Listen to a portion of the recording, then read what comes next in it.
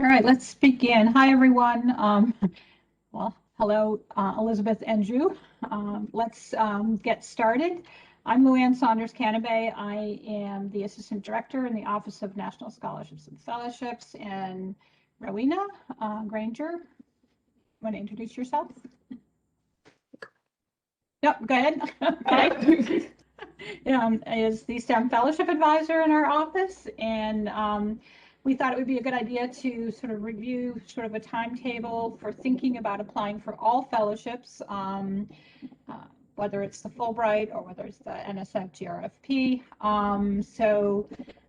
Go ahead, let's go to the next slide.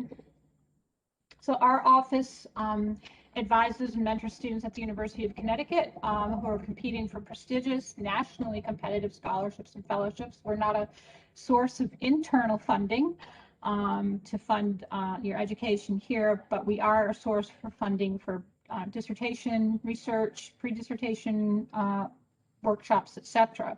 So we're part of the UConn enrichment programs, and we're open to all graduate and undergraduate students here at the university. Next slide. So Vin Moscadelli is our director. He specializes in leadership and public service scholarship competitions, primarily with undergraduates, such as the Rhodes, Marshall, Mitchell. And then there's me. My primary role is as the Fulbright Program Advisor, and I work with both graduate and undergraduate students in applying for the Fulbright U.S. Student Program.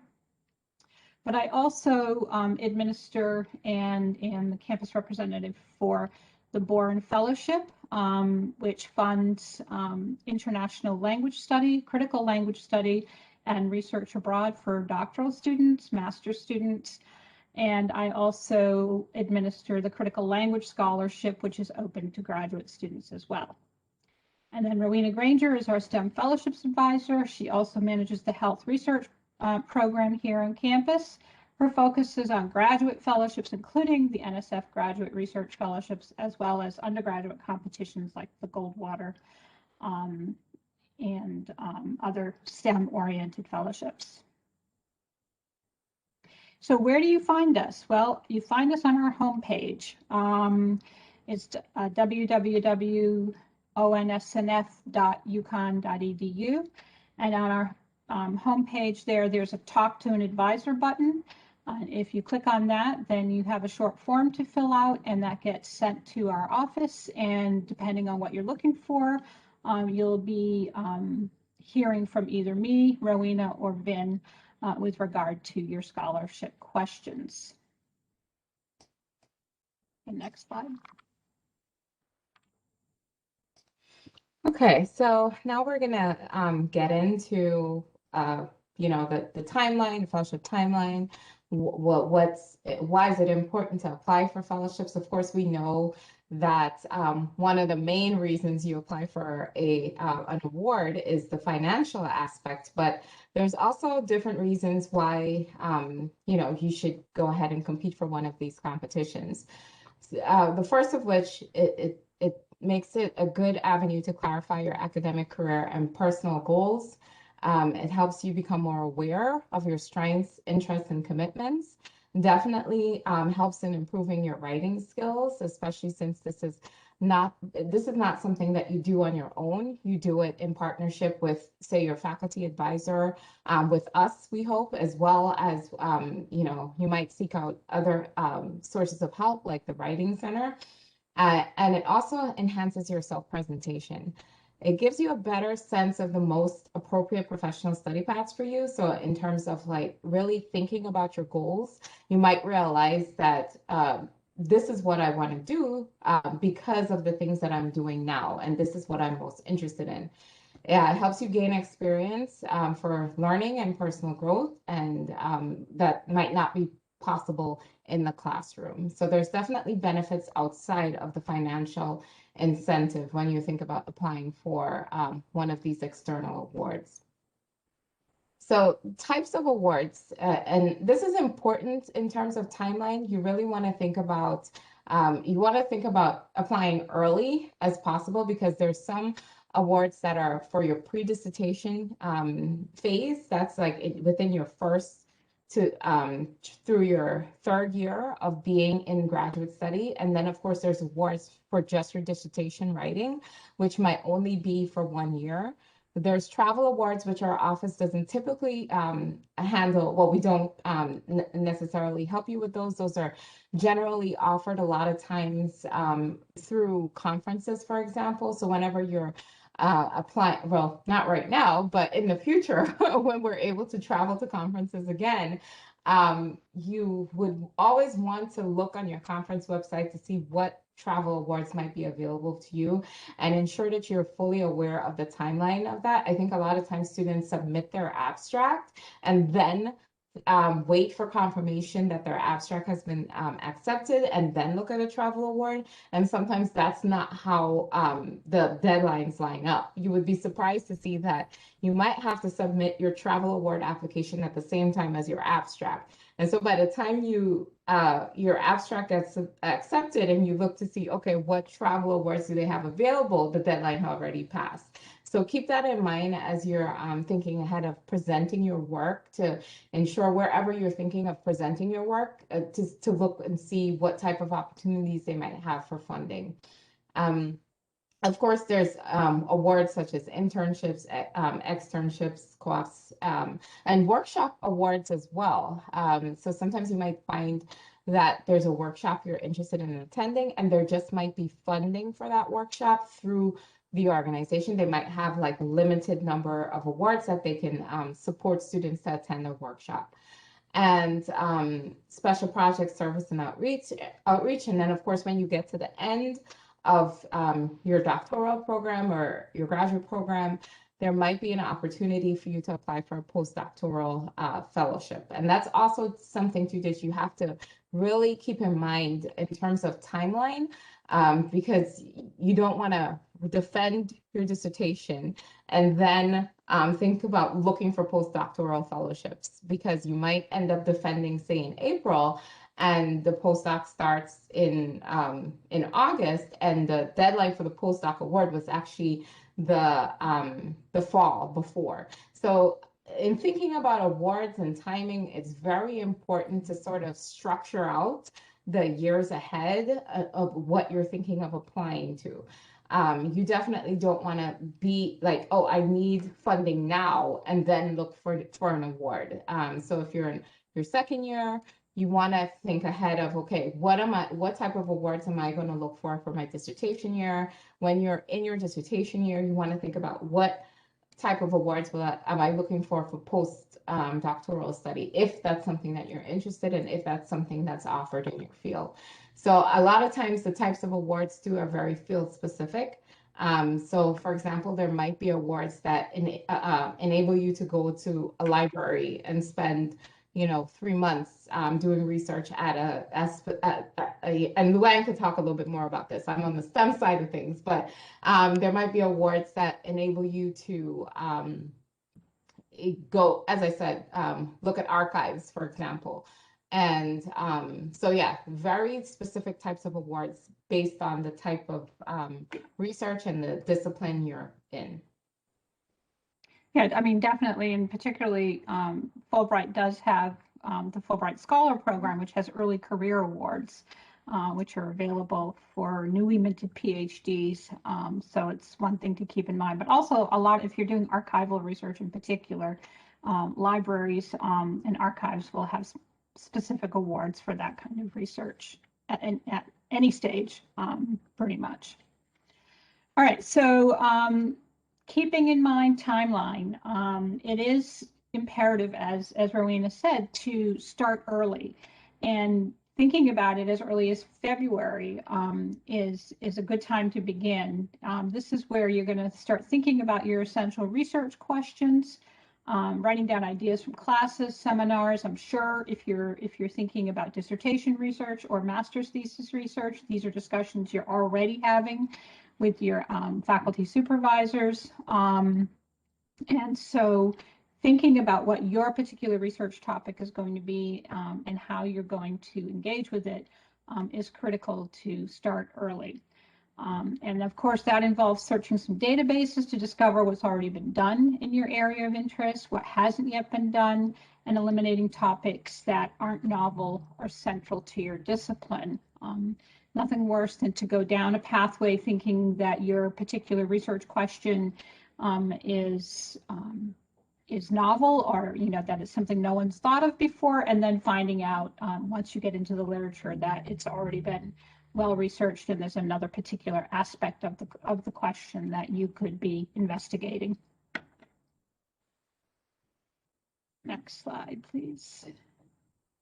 March. So finding the right fellowships and gathering information.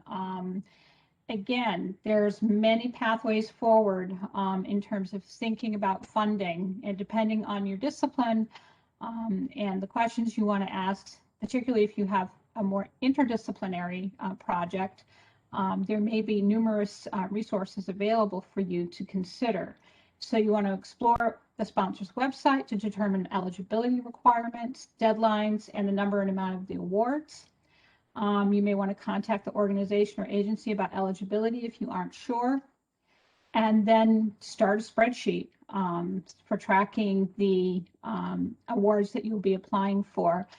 I remember a graduate dissertation workshop that was held years ago, and the faculty member who was advising us said, yes, a spreadsheet, and yes, you should understand you're probably going to apply for 100 awards and maybe get 3 or 4. So it's a process, and as Rowena pointed out earlier, it's definitely one which makes you hone your research and your questions and determine which path to take forward. So you might be wondering, okay, where do I find fellowships? And of course, there's databases out there on our website. And at the end of this, we'll actually go to our website and show you some of these specific places that we're talking about. But there's a graduate fellowships listserv button. So if you're not part of the graduate fellowships listserv, that's something that you might want to consider joining. I actually moderate it and send out information about fellowships in different fields. So there's a lot of emails, but I try to categorize it based on field. So if you open the email, you should be able to just scroll and say, okay, this is in social sciences. These awards are specific for social sciences. These are the ones that I should pay attention to. There's Grant Forward. There's Pivot, that's also hosted by UConn. And this is actually a good place to find awards for travel. So awards that are not specific for research, but for other things besides research, such as travel. Grants.gov.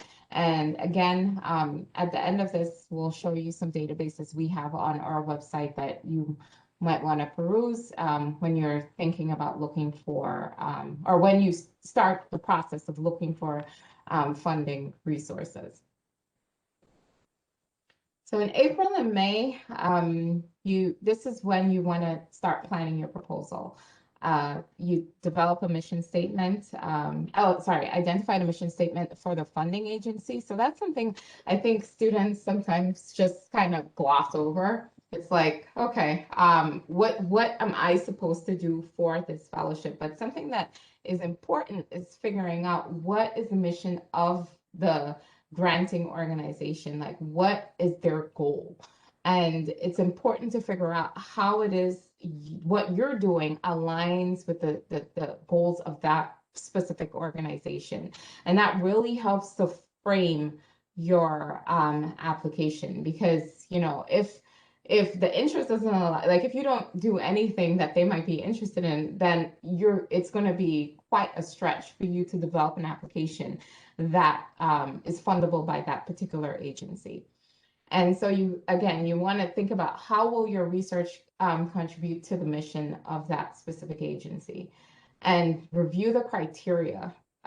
We can't stress this one enough. It's not about just, okay, I found a fellowship. This is going to fund my research. But there's other things that, matter in terms of whether or not you're eligible to apply for a specific fellowship.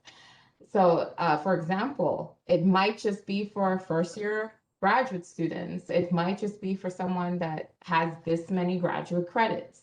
It might be for someone that has already presented their proposal, so they're a doctoral candidate and not a doctoral student. It might only be for U.S. citizens. A lot of U.S. government agencies, the fellowships that they provide are only for U.S. citizens and permanent residents.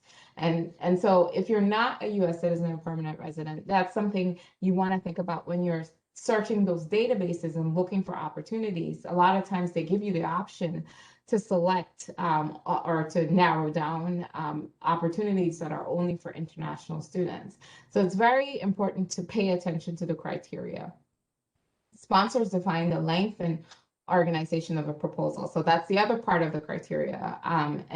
And looking at the directions, okay? So if they're saying they need 2 pages for this, 3 pages for this, 1-inch margins, double space, single space, those are things you want to think about very early on in the process. Even if you have to print out all of that and highlight the things that you want to ensure that you don't want to forget, do that because they're important. Applications are not considered sometimes they're not considered when they deviate from the requirements. You've got to think about the number of applications that are received by these organizations and these agencies. And, if they find that your application, it just doesn't fit the requirements, that's an easy way of them saying, okay, we can put this one aside because they didn't read the instructions. And it's as easy as that in terms of elimination. Okay. It always surprises me too, because the Fulbright Hayes DDRA, which is the doctoral dissertation research abroad, they will tell you it has to be 1-inch margins, 12-point font, Times New Roman, and exactly the number of pages. And if one of those things is off, I mean, they dictate what fonts you can use, then they won't even review your application. It just gets put to the side.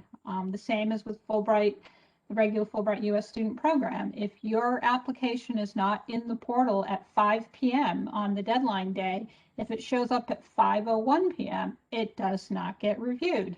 So after all the work that you do, you want to make sure that you're nailing down those details up front so that your application doesn't get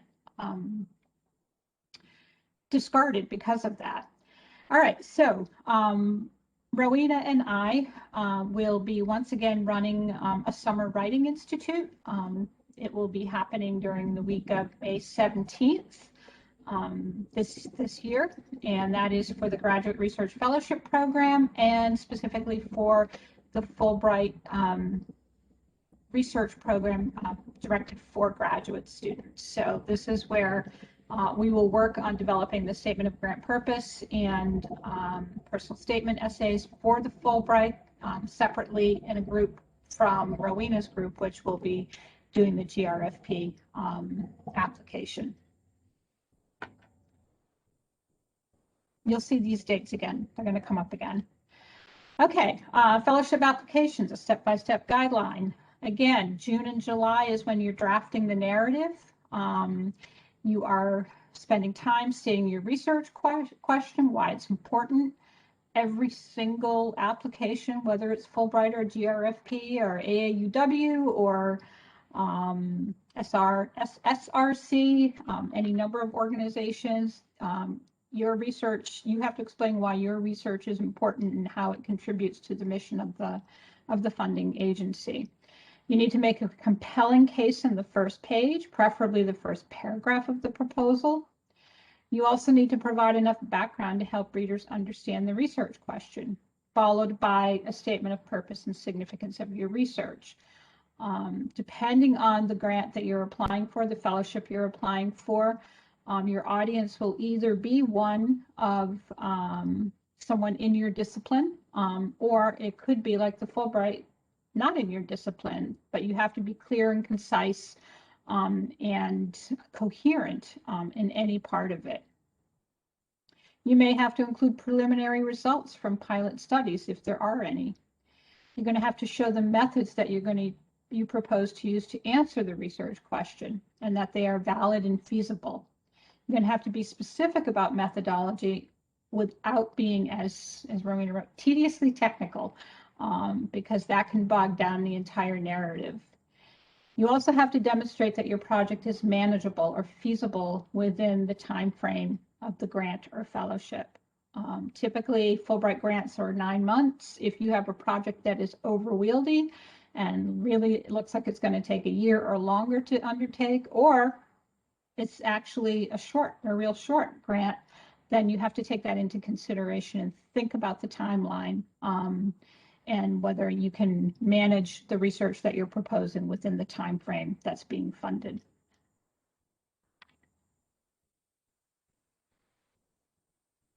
Okay, August, September.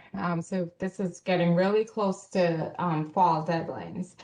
You want to, as I said before, and actually one of the students that recently won an NSF GRFP, she said it really takes a village to get a fellowship. And it is true. You have to sort of assemble this team of people that you're going to depend on to help with the feedback process, and really, don't do this in isolation. Don't do this alone. And saying that now sounds weird, right? Don't do this in isolation, because we were in isolation. But in terms of just having people put their eyes on your application is very important. And at this point, you would have already mentioned, at least in passing, to your research advisor that you're planning on applying for a fellowship. And even if you have to, and you yourself know your advisor best. And so if you have to set specific dates saying, okay, I will get a first draft to you on this date, and does this work for you? Then that's what you have to do, because advisors are busy. And, I've had students who get feedback from their advisor the day before the application is due, and they're freaking out because it's like major revisions that they don't even know if they really want to implement at that point, because they feel like they've worked on their application, for a couple of months and it's in good shape. And now the advisor is saying, oh no, you should probably go this direction. And we want as much as possible to avoid those situations, but we realize that they still do happen. But the best way to avoid the situation is to talk to your research advisor way ahead of time about your plan, and when is it that you think you want to get into that phase of reviewing the application. And you also want to enlist some colleagues to read your proposal, especially if you have colleagues at different institutions as well. I think sometimes that helps to get somebody outside of UConn, even outside of your field. That might be a good idea, just to ensure that you're writing technical for a general audience, or you're stating the problem, you're proposing something clearly that anybody can understand, but you also don't want to simplify it to the point where it's like, okay, do they even know what they're talking about? Because they're trying so hard to explain everything. So really be familiar with the way that people within your field communicate, and what terms they use for certain things that you're going to be talking about in your proposal. And we're also going to be part of your team if you're applying for something that is within our portfolios. So you definitely want to be in touch with one of us to help with the review process. This is what we're here for. But keep in mind also, you're not the only person's application that we will be reading or reviewing. So it's a good idea to keep in touch with us as well about your plans in terms of drafts. So if you feel like you're going to have a draft next week, it's a good idea to give us a heads up. I generally ask students to make an appointment with me, but then their draft has to come to me 24 hours before that appointment. So if you're planning ahead, for example, and you're making an appointment for June, and just to keep yourself on track, and that does help a lot sometimes, like making an appointment in advance, although I don't think I have appointments available that far in advance, but make an appointment in advance and setting that as part of your timeline goals. Okay, so I have this appointment with LuAnn on this day, so I have to have a draft 24 hours before that to send to her. And yeah, just like your advisors, we don't like last minute.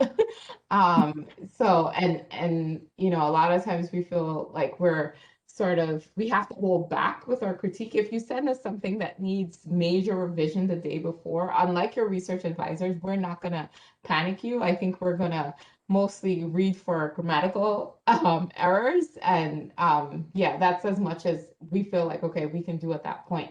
So again, planning is key. Okay.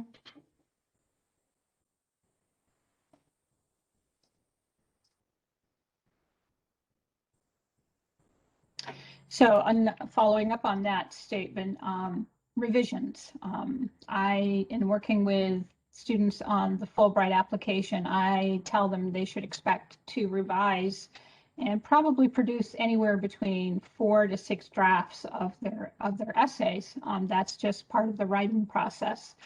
And it is also what we do with our writing workshops and our Summer Writing Institute is to work with people on preparing those drafts and getting feedback and then revising and then getting feedback and then revising again. So use reviewer comments to revise the narrative so that you are clearly expressing your ideas.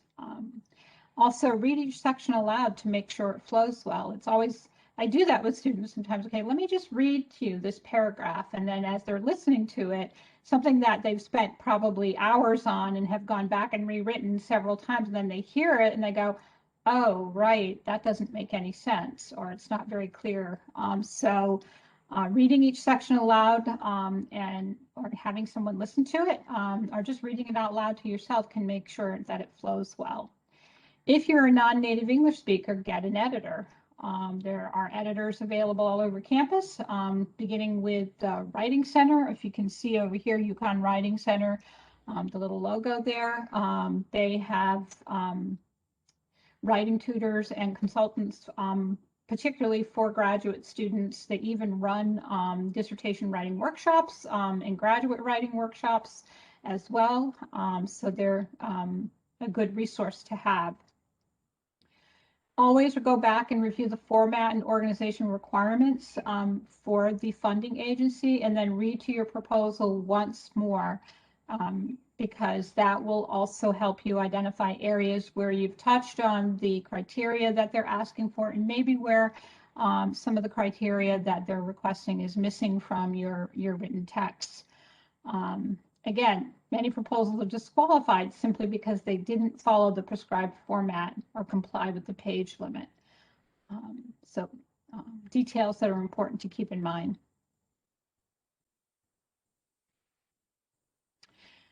The other parts of the application, of course, to consider in addition to the actual narrative text for the application is your potential referees. So this is where you are going to get letters of recommendation well in advance of the application deadline, and get in touch with your recommenders, ask them to write letters of support. In order to help them write a strong letter, provide them with specifics about the fellowship that you're applying to. I cannot tell you how many letters of recommendation I've read for Fulbright applicants where I'm checking the letter and I see that the recommender is actually had written the letter for a different fellowship and never changed the fellowship to Fulbright, which is not helpful to the student. Reviewers know that this does happen, but the criteria for an NSF GRFP is very different from the criteria for a Fulbright. So you want to make sure that the letter is speaking to the criteria of the grant that you're applying for. It helps also if you supply a copy of your proposal, if they haven't already seen a draft, and then suggest what you'd like each recommender to emphasize. I know in our office across scholarships, sometimes the applicant is required to have a letter about leadership, a letter about academic ability, a letter about ambassadorial qualities. And so if you have 3 different recommenders, then you may want to have a recommender emphasize one of those qualities or one of those aspects in their letter, in addition to the more general information and criteria for the fellowship itself.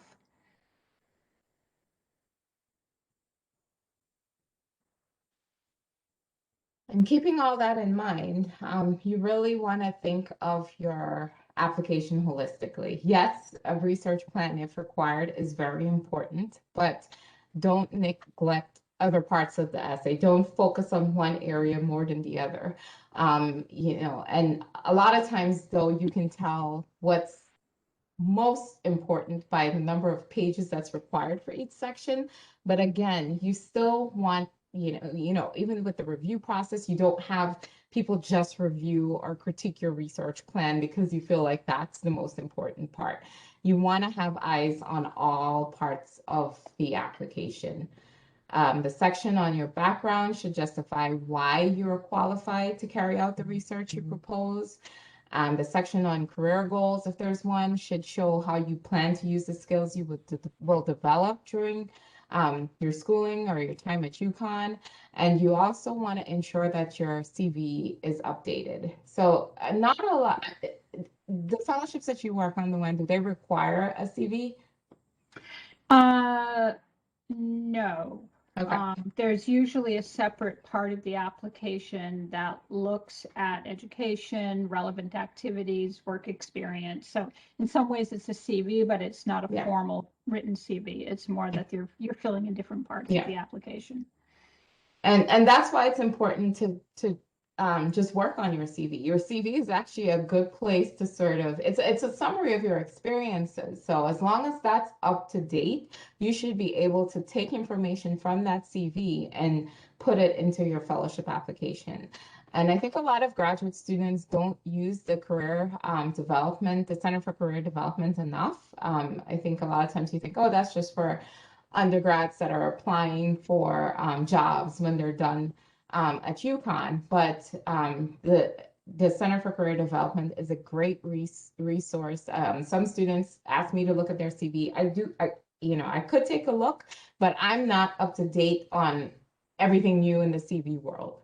Like the way you write certain things on your CV and how you should talk about certain things on your CV. The Career Development, Center for Career Development will be up to date on that, and they have information about that, and they're going to be able to help you with that. Kay Gruder is one of the assistant directors over there, and she works specifically with graduate students and postdocs. Even if you're not able to get an appointment with her, everyone at the CCD is trained to work with graduate students. So again, just to reiterate some things, we're about 6 months, I think, ahead of when most deadlines are. You want to read the application carefully. Some applications may not be available, but you can always find, old versions of the applications, and they hardly ever change. There might be some adjustments due to COVID. A lot of applications have been implementing questions that have to do with how has COVID affected you, but in general, they tend to be the same every year, okay? Determine what documents you will need to provide, for example, transcripts, if you're going to need that. Check the application deadlines. So this is where that planning comes in. So you can start now in going to your calendar and filling in all the application deadlines for the applications that you're planning on applying to in the fall. Give yourself a final deadline of 1 week before the official deadline to stick to it to be safe. It's always advisable not to submit your application on the day it's due, but to submit it before the day it's due. You want to save yourself the headache of websites do crash, and of course they'll make accommodations for that if that was to happen, but think about how less stressed you'd be if you had submitted your application 2 days before the deadline, and then you hear, oh, the application portal crashed on the day that the applications are due. You're free and clear because, oh, I'm already done with that. So try to submit your application a few days before the application is actually due. Fellowships that have a campus process, such as the Fulbright, you need to contact the university's fellowship advisor about your interests and identify the university's internal deadlines for nominations and applications.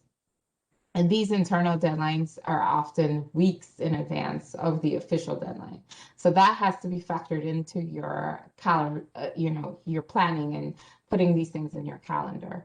Write a list of some general overarching ideas for your fellowship project proposal. I think that's like the big hurdle for most students that getting started with writing. So if you take away the pressure of like, oh, I'm going to sit down and write my research proposal now, and just like, okay, I'm just going to brainstorm some bullet points of things that I want to make the theme of my research proposal. I think that's a lighter lift than saying I will sit down and write my proposal now. So and you yourself know your writing style. Like how do you write? Are you the type of person that can just sit down and start typing away and it just flows out of you? That's not most people, but for some, just getting started and pounding away, writing paragraphs, that's the way they go. Or are you the type of person that needs to outline?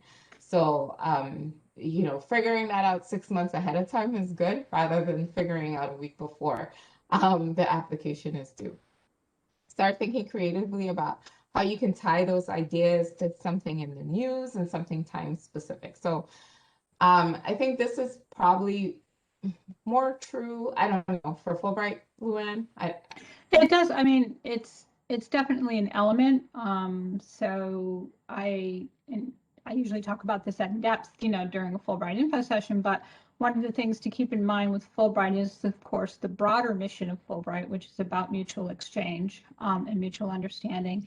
And then also when you're not thinking about traveling and doing research in a country with just your particular goals in mind, you also have to think about that broader Fulbright mission and what are you doing that will make a contribution to the country that you're working in. And so then it's useful to think about what are the priorities and preferences of the country to which you're applying, because they will sometimes clearly state them in the award page, but also and I always use the example of Italy. I have many students who have applied to do a Fulbright in Italy. And quite frankly, historians and art historians who are planning to do a project looking at Caravaggio or are going to look at the Risorgimento, those are projects that have been funded and many people have gone there before. But right now, priority and concern in Italy is economic development of southern Italy or accommodating and integrating refugees into Italy. So that's where their interests are. And if you have a project that can somehow tap into those needs, then you have a better chance of being selected as a recipient of the Fulbright grant. And the other thing that you can do that I think a lot of students don't do enough of is reaching out to people that have applied to this, have been awarded. We do have some panels of students at UConn that have won awards. For example, I would do a National Science Foundation GRFP awarding panel, and I know that LuAnn has done panels with Fulbright recipients before, so we do some of those. But if you're applying for something, for example, like the AAUW, and I know for a fact that we don't have, I think we've had one recipient of the AAUW. And there might be there's tons of other people at other institutions. Don't be scared to like reach out and say, hey, especially now in the virtual space, I feel like it's almost even more accepted to say, hey, could we have a video chat about something? Because everybody's just on video chat. And so reaching out to former fellows, I think is helpful. You can find somebody that has a similar background to yours. They can give you, I don't know necessarily about project ideas. You might want to come in with telling them about your project ideas, tips on the application process, and introduce you, and could potentially introduce you to host institutions. I think that's true for a lot of the fellowships that LuAnn work with. Mm-hmm. Okay. Definitely. Perseverance, yes. Sometimes it's perspiration over inspiration. That is continuing to work at what you're applying for. Be prepared to write more than one fellowship application before you're successful. Don't put all your eggs in one basket. I always say, maybe the fellowship is plan A, but then you should also have a plan B and a plan C. And I do think that there is value in the process itself. That our office believes there is value in the process itself. We all work with the understanding that these are nationally competitive opportunities, and so hopefully the outcome for you in applying is that you have had an opportunity to really think through what it is you want to do, and sort of how it relates to your career trajectory. So being able to work on something, to clearly express it, to write coherently, concisely about your project, helps you identify what your priorities are and what your path forward is. So there is a lot of value in the process.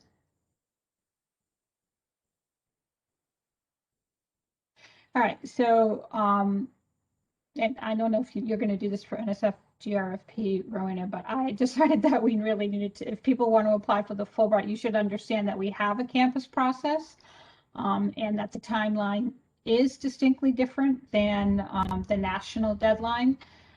The application itself for the Fulbright U.S. Student Grant opens up tomorrow, March 31st. And the national deadline is October 12th at 5 p.m. And not joking, if it's not in at 5 p.m., it's not considered. So in light of that, I have a different timeline. So first of all, May 17th to 21st is when we are doing the Summer Writing Institute or the Graduate Writing Workshop. And then the campus deadline for the Fulbright application is September 13th at 12 noon.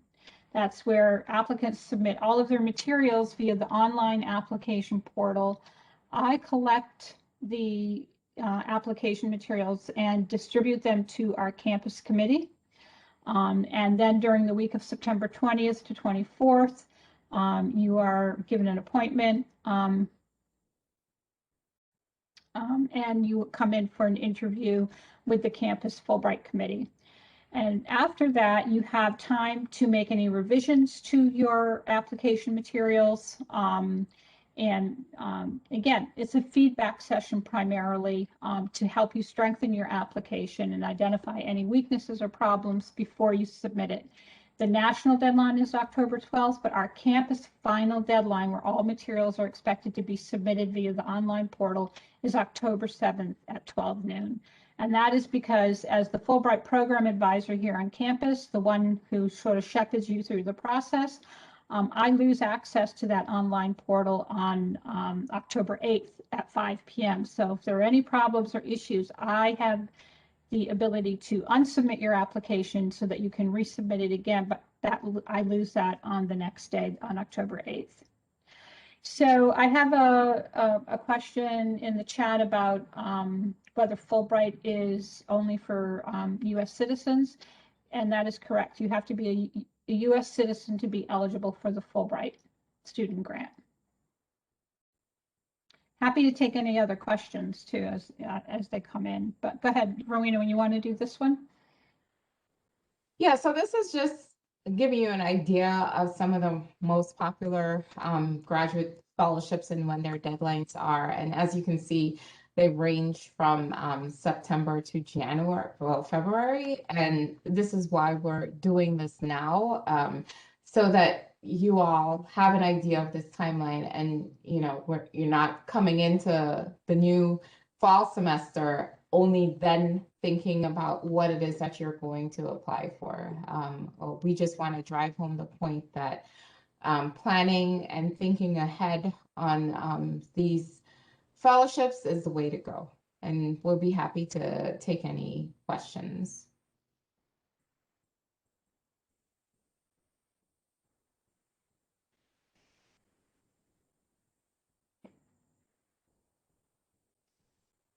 feel free to put your cameras on too.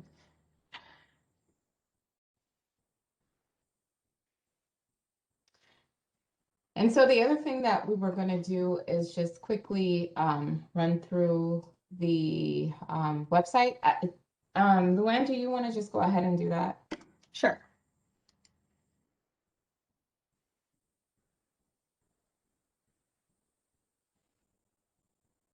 Let me see if I can, okay, there it is.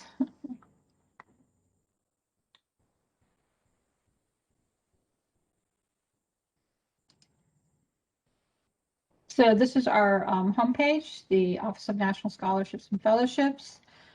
As we said earlier in the presentation, here's the Talk to an Advisor button.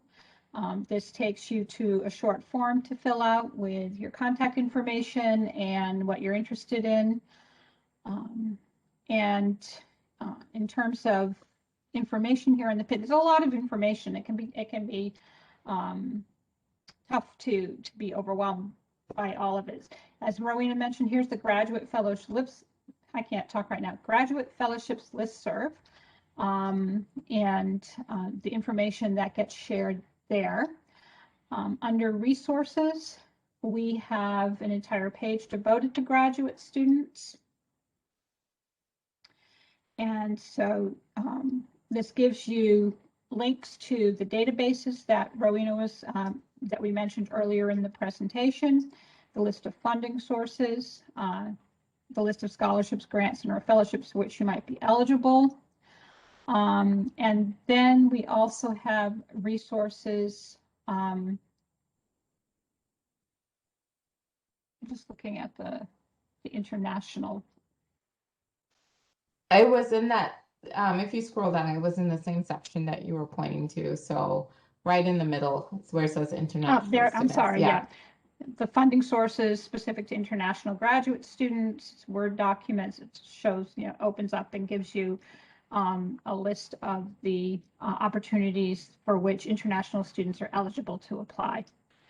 And if you can just scroll up and show under scholarships and other resources to show the databases. Oh, it's not underneath there, is it? Where is it? I know, things got changed around, I think. Search scholarships. Yeah, there we go. Yeah. So here are the listings, the campus resources and search engines, the SPIN database, the Pivot database. And then, of course, these are, many of these are for undergraduate students. And then the Fellowship Opportunity Database, which is via the University of Chicago, and the Investigate National Fellowship Opportunities Database out of the University of South Carolina. And then the Search for National Fellowships Database via Princeton. As you can see, we have borrowed from institutions who have already developed databases as a way of sort of harnessing resources without having to reinvent the wheel and do it all over again. If you go into one of these, then you're often able to go in and I'm going to click on the Fellowship Opportunity Database. You can identify search terms by area of interest, academic area, eligible students, where you are, and then get a listing of eligible opportunities for you. So I have a question. Oh, I'm sorry. Go ahead. I have a question about the NIH NRSA. And so the Writing Institute actually used to have a separate section for students that are applying for the NIH NRSA, but because we're in this virtual world and I can't figure out a way of doing both at the same time, I had just narrowed it down to the NSFGRP. But since you brought it up, I can go ahead and try to arrange a session for the NIH NRSA before the spring semester is over. But I generally work in collaboration with NCHIP in doing that session because they have more expertise in helping students with that particular fellowship. And there is support in different departments. I would say varying levels of support. So it depends on which department you're in and under which school you're in to get certain types of support. But yeah, I would be happy to also talk to anyone offline about the NIH NRSA. And again, I will try to get something arranged before the spring semester is over. And I was just going to point out the Fulbright at UConn. There's information here about the program. You also can click on our recent recipients and see, you know, who's been getting Fulbrights here at UConn. But again, any questions about Fulbright, just email me or set up an appointment via Nexus, because happy to talk with you about the specifics of your particular interest, how to think about which country to apply to, but also to walk through the specifics of our campus process if you have questions about that. I have been running, I had a whole week of sessions last week on Fulbright, and I'm probably going to have some Fulbright advising drop-in hours over the next few weeks before the semester ends, where people can just contact me and drop into, quote, my web office and ask me questions about Fulbright or to review the specifics of the program. Okay. Anything else on the page that you want to review, Rowena? No, I think we're good to go, and I will go ahead and stop recording. Maybe I should talk about the National Fellowships Incentive Program. Should we just mention it briefly here? Sure, and I'll stop recording after that. Okay, so the National Fellowships Incentive Program, you should know about. It is a program here that's an internal program that if you complete a nationally competitive scholarship application, you can be eligible with your faculty member to receive, I think the student receives $250, and then the faculty member can receive up to $1,000 in professional development funds as your mentor on your national fellowship application. So that's something to keep in mind. You have to have a completed fellowship application. You have to have submitted it and confirmation of your submission. And then you can come in and apply for the NFIP.